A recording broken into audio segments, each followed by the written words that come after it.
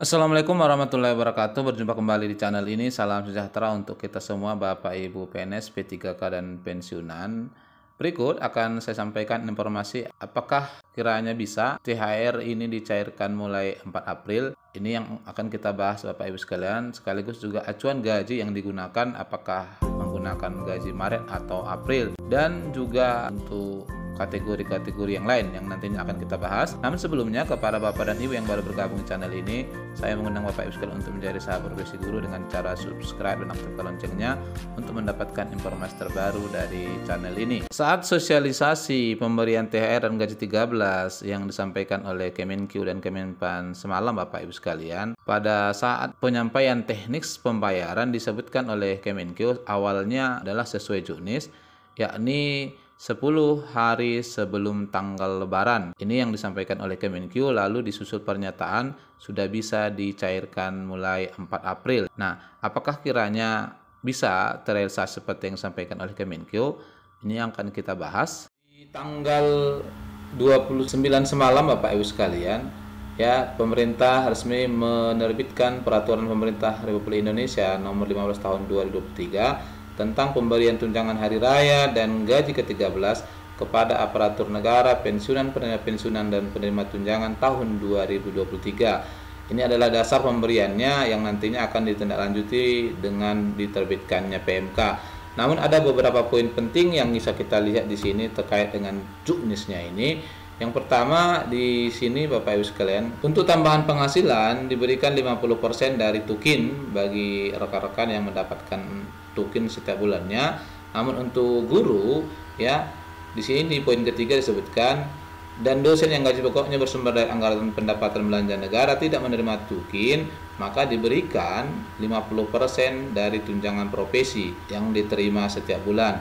Nah, maka tambahannya ini, Bapak Ibu sekalian, adalah 50% dari TPG, yakni berupa gaji pokok, ya.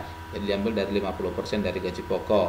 Nah, kemudian di poin keempat disebutkan, dalam hal guru yang gaji pokoknya bersumber dari anggaran pendapatan dan belanja daerah tidak menerima tambahan penghasilan sebagaimana dimaksud pada ayat 2, diberikan paling banyak 50% tunjangan profesi atau paling banyak 50% tambahan penghasilan guru aparatur sipil negara. Nah, ini terkhusus bagi rekan-rekan yang tidak menerima TPG, PNS, maka yang diambil acuannya adalah tamsil. Tamsil ada dua, Bapak Ibu sekalian, ya, ada yang diberikan oleh pusat, ya, sebesar 250.000 per bulan. Maka kalau itu acuannya, yang bisa diterima hanya sekitar 125.000. Ini memang cukup kecil bila dibandingkan dengan yang penerima TPG. Namun ada juga rekan-rekan kita yang daerahnya memberikan tamsil. Nah, apakah kiranya acuan pemberian tambahan ini menggunakan tamsil atau TPG? Sesuai dengan peraturan yang disebutkan di sini, Bapak Ibu sekalian, dipilih nilai yang paling besar. Jadi kalau ternyata TPG lebih besar dibanding tamsil, maka TPG yang akan diberikan. Namun kalau tamsilnya yang lebih besar, maka itu yang akan diberikan. Ini terkait dengan besarannya, ya.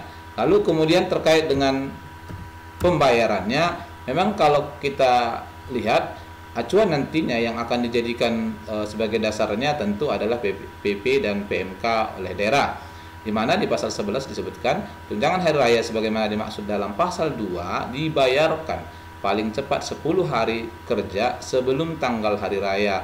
Jadi catatannya di sini, Bapak Ibu sekalian, adalah 10 hari kerja, bukan 10 hari mengikuti kalender, ya. Ini kita bahas apakah memungkinkan nanti di tanggal 4. Lalu acuan pemberiannya, Bapak Ibu sekalian, apakah menggunakan gaji bulan April, terkhusus ini rekan-rekan yang mengalami kenaikan di bulan April atau kenaikan pangkat, disebutkan di poin 3, besaran tunjangan hari raya yang dibayarkan sebagaimana dimaksud pasal 6 sampai dengan pasal 9 didasarkan pada besar komponen penghasilan yang diterima pada bulan Maret.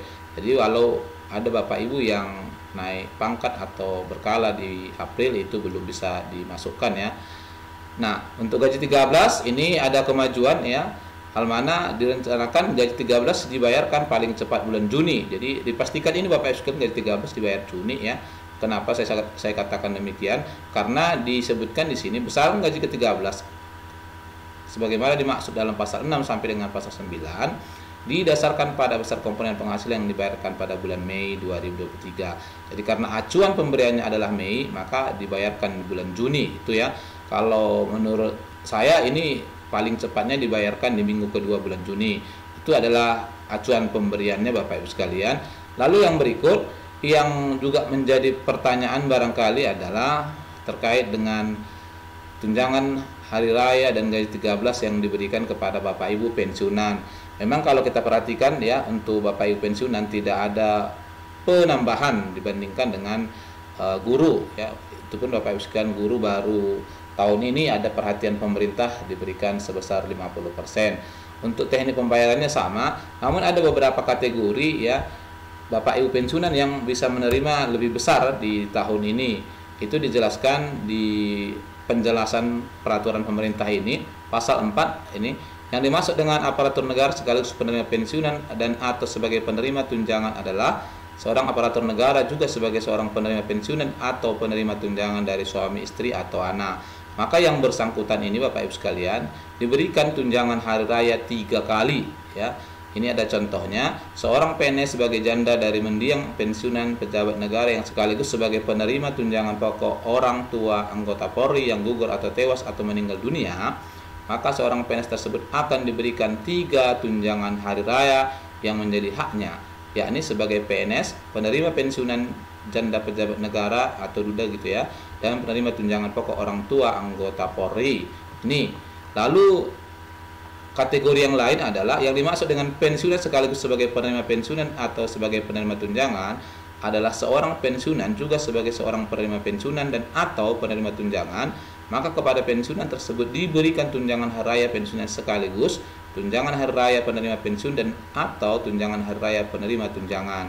Jadi contohkan di sini seorang pensiunan anggota Polri sebagai duda dari mendiang pensiun pejabat negara yang sekaligus sebagai penerima tunjangan pokok orang tua prajurit TNI yang gugur, tewas, meninggal dunia, maka seorang pensiunan anggota Polri tersebut akan diberikan 3 tunjangan hari raya yang menjadi haknya sebagai pensiunan anggota Polri, penerima pensiunan duda pejabat negara, dan penerima tunjangan pokok orang tua prajurit TNI. Jadi ini kategori yang bisa mendapatkan 3 tunjangan hari raya. Lalu ada juga yang mendapatkan 2 kali tunjangan hari raya Bapak Ibu sekalian. Dicontohkan di sini seorang ibu sebagai janda dari mendiang pensiunan anggota Polri yang sekaligus sebagai penerima tunjangan pokok orang tua prajurit TNI yang gugur atau tewas yang meninggal dunia, maka ibu tersebut akan diberikan 2 tunjangan hari raya yang menjadi haknya, yaitu sebagai penerima pensiun wara kawuri dari pensiunan anggota Polri dan penerima tunjangan pokok orang tua prajurit TNI.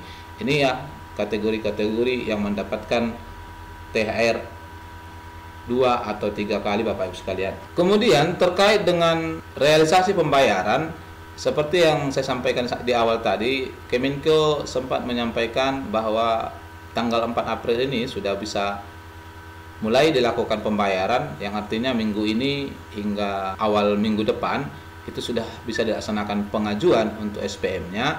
Kalau kita lihat di kalender Bapak Ibu sekalian, karena acuannya adalah memperhitungkan hari kerja, di mana diperkirakan lebaran di tahun ini di sekitaran tanggal 22 dan di tanggal 19 ada perubahan cuti ya, direncanakan sudah mulai cuti, maka 10 hari kerja sebelum hari raya sesuai peraturannya tadi, untuk hari kerja sesuai dengan jam administrasi kantor baik itu perbankan maupun kantor secara umum, maka 10 hari kerjanya Bapak Ibu sekalian adalah dimulai tanggal 18, 17, 14, 13, 12, 11, 10. Tanggal 7 itu merah ya, maka tanggal 6, 5 dan 4. Nah, dari sini kalau kita hitung perkiraannya 1 2 3 4 5 6 7 8 9 10, maka